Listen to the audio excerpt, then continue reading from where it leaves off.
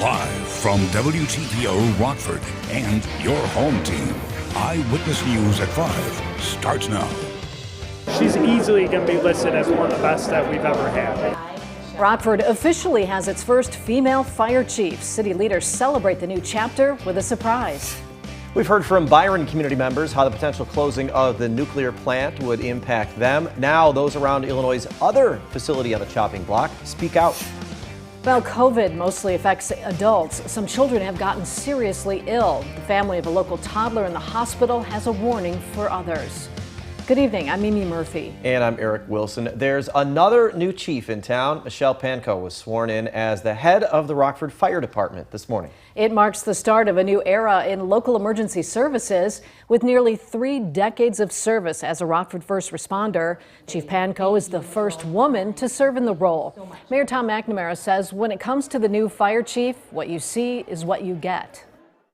Really one of the most thoughtful people I've had the opportunity to work with, but also don't let that surprise you. She's a fierce advocate for her department. She's absolutely aggressive in her work to make sure that she is helping citizens of Rockford, and she's very collaborative. Thank you. Before today, Panko served as the first female division chief. There were several familiar faces in the crowd as RFD's new leader was sworn in. That includes past and present Rockford firefighters. Michele Rave was also there. Michele, Chief Panko certainly has a lot of support from the department. Those who work alongside Chief Panko say she's more than qualified to lead the Rockford Fire Department. I spoke with her about this historic moment as well as the people who influenced her to get where she is today.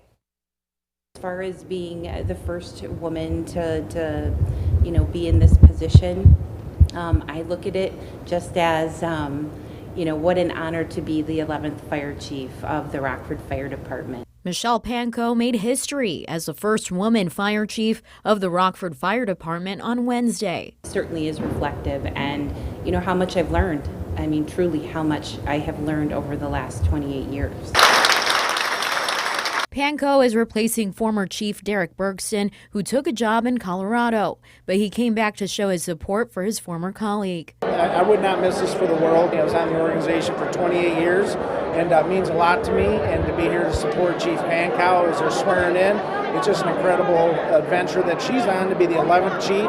Panko was delighted by the surprise and says she's learned a lot from Bergston over the years and plans to carry on many of the qualities he showed while leading here. Very innovative, very creative in thinking how can we provide a better service. And so that was one thing that was a huge takeaway from Chief Bergston. The chief also wants to create new initiatives of her own and inspire young women and anyone who wants to be a firefighter to go for it. I would say train, work hard, and understand that it is going to be very difficult. And just when you think it's too difficult, dig deep and find it, and you'll get there. Just don't give up. Don't give up. Chief Panko says she already has a checklist on her agenda of things she hopes to accomplish. One of them is to add more diversity to the department. Eric? And we wish her well in her new job. Thanks, Michele. State Line High School releases students early after a threat locks the building down. This happened around 8 this morning at Beloit Memorial. Police say someone made an anonymous threat outside the school. Investigators searched the building for weapons. Officers didn't find any. The Beloit School District made the decision to let students out of class at 1:30 today just to be safe. All after-school activities have been canceled. Police have not identified any suspects. Across Illinois' eastern border, 2 Indiana high school students are questioned after their school is placed on lockdown following a threat. Officers responded to Lake Central High School in St. John after getting a call that a student may have been in possession of a weapon. No shots were fired. Police say everyone is safe. Parents and family gathered outside the building to reunite with students. Illinois lawmakers race to finish a clean energy plan. The bill is set for a vote later this week in Springfield. It would provide a $700 million bailout for Exelon's Byron plant as well as the Dresden plant in Morris. The measure also enacts Governor Pritzker's climate change agenda, which includes 100% carbon-free power by 2050. The Byron plant is scheduled to shut down Monday and the Dresden plant in November if the legislation is not passed by the end of the week. People are extremely nervous. This plant's been in our community for 50 years. We rely on the $16 million in revenue that we receive every year in property taxes from the Dresden station. It's about 50% of our revenue here in the school district. 28,000 jobs are on the line between the two plants. The Senate has already passed the energy bill. The House will take it up tomorrow. Opening a window could reduce the amount of COVID-19 in a room by half. That's according to a University of Oregon study. Scientists examined infected college students put in an isolated dorm. Researchers found no matter the amount of virus built up in a room, it was cut in half when the windows were open. The study has not been published in a scientific journal yet. Researchers say it still provides real-world evidence of the importance of ventilation. A 3-year-old from Rockford is hospitalized with COVID-19. The girl's mother says she's mostly unresponsive right now. Rachel Perry spoke with the child's mom. Rachel, she tells you the family took extra precautions to avoid this. Mimi and Eric, the 3-year-old is already immunocompromised from another condition. So the family says they've been extremely careful throughout the entire pandemic, but now they are warning others. Learn from example by me and my family, if nothing else, to see that this can happen no matter how careful you are. Elissa Johnson is living a nightmare. Her 3-year-old daughter, Evelyn, is in the hospital battling COVID-19. This is my biggest fear realized, is that, we ended up positive with COVID, and my daughter is now in the hospital and has been in the hospital for almost a week now. She says her daughter tested positive for COVID after the family spent time with close friends. So Thursday morning, we took her into the ER at Swedish American, and they admitted her. She was not staying very responsive. Evelyn was eventually taken to the UW Children's Hospital in Madison. Johnson says doctors believe her daughter has encephalitis, or inflammation in the brain, caused by the virus. Nothing can really prepare you to see a loved one, your child especially, have days where they're really good. They look like they're getting better. And then the next day, their blood pressure and vitals are dropping. They're unresponsive. Little Evelyn is still hooked up to monitors as doctors continue to run tests. Now Johnson has this message. It might not be you that gets sick. You might not show symptoms, but the next person you come across can be immune compromised, and they can end up like my daughter, and that's the biggest impact to me, is that no matter how careful we were, it's my daughter who is right now suffering for it. A GoFundMe has been set up to raise money to cover Evelyn's medical bills, specifically the cost of transferring her to Madison. A link to that is on mystateline.com. Mimi and Eric. Rachel, thanks for sharing that story with us. Texas joins the list of Republican-led states enacting new voting laws. DC's Kelly Meyer explains what those for and against the measures are saying and how lawmakers on Capitol Hill are planning to fight back. Eyewitness News is keeping you connected to the nation's capital. Republican-led states from Texas to Georgia are passing sweeping election measures. I consider these bills to be common sense, mainstream improvements to the integrity of our elections. Jason Sneed with the Honest Elections Project says he believes these are reforms voters want. It's about strengthening democracy and encouraging people to turn out and vote by showing them that their vote matters and that it will be counted properly. But voting rights groups say the measures are actually designed to suppress voting. I'll start with the same assumption that voters are trying to commit fraud and must prove that they are not. Deborah Cleaver with Vote America says the new red state laws violate Americans' fundamental right to vote. She's calling on the federal government to step in. Federal legislation is long overdue. This country needs standard laws. Senate Democrats plan to address federal voting rights legislation when they return here next week. But Florida Republican Senator Marco Rubio tells me that the federal government should stay out of state elections. It's never been easier in the history of this country to vote than it is right now. Rubio says he supports his state's new laws. I think Florida's election laws are very good. I'm not familiar with other states, but election security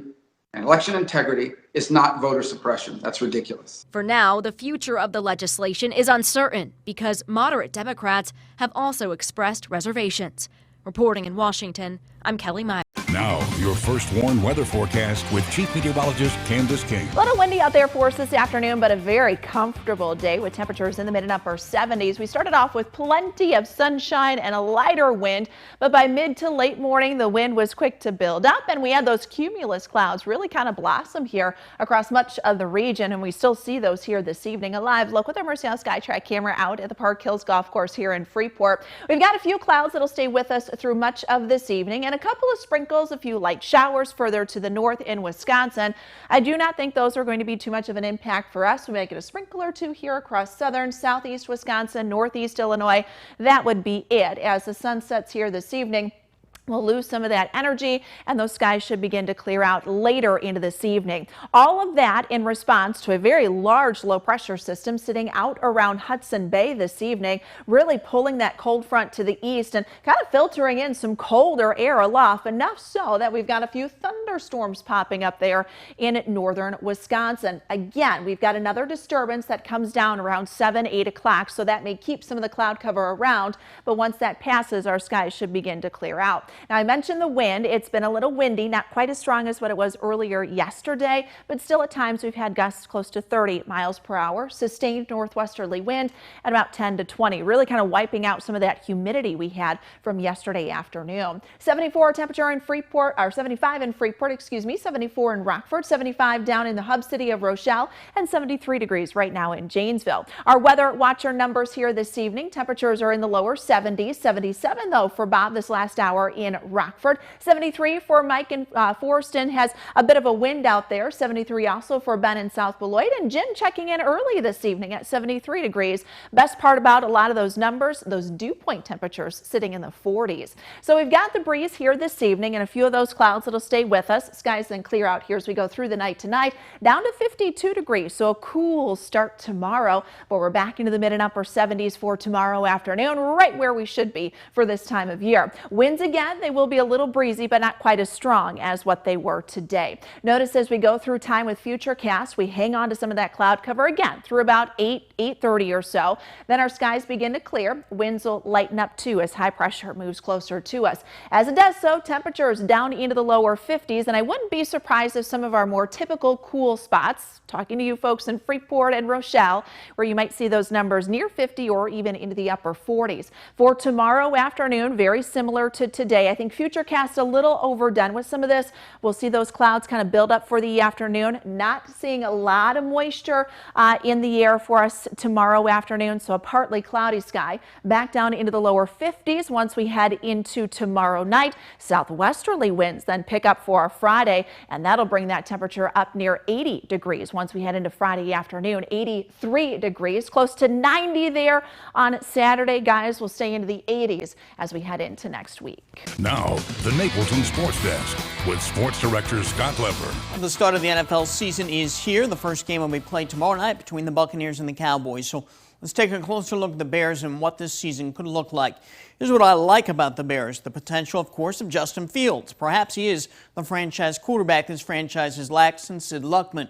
I like Roquan Smith and Khalil Mack at linebacker. You'd have a hard time finding a team with two better ones, maybe the Buccaneers. I like Jalen Johnson at cornerback. I think he's going to be a perennial Pro Bowler. And I like Cairo Santos as the kicker. Unfortunately, the Bears' negatives outweigh the positives. The two most important positions in the NFL after quarterback are offensive tackle and cornerback, and the Bears are weak at those positions. When you're banking on 39-year-old Jason Peters to be the guy at left tackle to protect your quarterbacks, you have a problem. Maybe rookie Larry Borom will eventually be the answer there, but he'll need time to develop. If you can't stop the edge rush and protect your quarterback, your offense is going nowhere. At cornerback, I love Jalen Johnson, as I said, but in the pass-happy NFL, you need three good cornerbacks, not one. Can Kindle Vildor get it done in Kyle Fuller's old spot?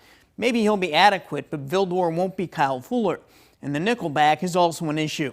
The Bears also need Eddie Jackson at safety to return to his rookie form and be a playmaker again. If he's the Eddie Jackson we've seen the last 2 years, the Bears are in deep trouble. The receiver position as a whole is one of the worst in the NFL. Allen Robinson is very good, but not the home run threat many teams have in their number one receiver. Darnell Mooney has a lot of upside, but after those two guys, the Bears have a bunch of guys with speed who simply have never been productive receivers with other teams. At running back, the Bears are okay. Nothing special, though. David Montgomery's good, but defenses don't fear him like they feared Derrick Henry, Christian McCaffrey, Dalvin Cook, and a couple other elite backs. Montgomery certainly isn't as good of an all-around back as Aaron Jones in Green Bay or Alvin Kamara with New Orleans is. This offense simply lacks home run hitters, guys who are threats to go the distance when they touch the ball. I also think the Bears' special teams are going to be horrible without Cordero Patterson and Sherrick McManus. And Matt Nagy goes in my negative column. He's not good at developing players. He's not good at play calling or making in-game adjustments. And another negative, the Bears have the third toughest schedule in the NFL based on last year's records of their opponents. They have to play the Rams, Browns, Buccaneers, 49ers, Steelers, Ravens, Seahawks, and the Packers twice. I was going to pick the Bears to go 7-10. I just talked myself into 6-11, so I'm going with that. And most likely somebody else will be coaching this team a year from now. That's my take on the Bears. Sorry, fans. We'll be right back.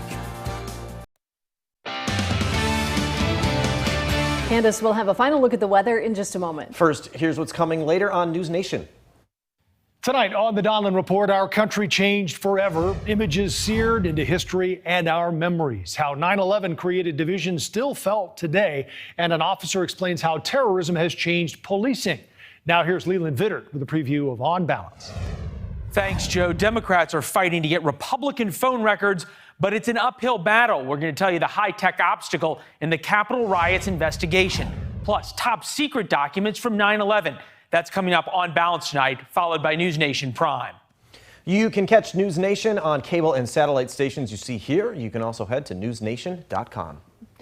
Skies are clear for us as we go through the night tonight. A little on the windy side. We've got a few of those clouds that'll stick around. The First Warn interactive radar on mystateline.com. Once we lose some of the wind, temperatures tonight will drop down into the low 50s. So a little cool tonight, kind of like it's been the last several nights. Tomorrow up to 79. We get the cumulus clouds to build up again for tomorrow afternoon. A little less wind tomorrow too. 83 on Friday. Gets windy on Saturday, but look at that temperature near 90. Nice and warm. Thanks, Candace. And thank you for spending some time with us. Stay safe.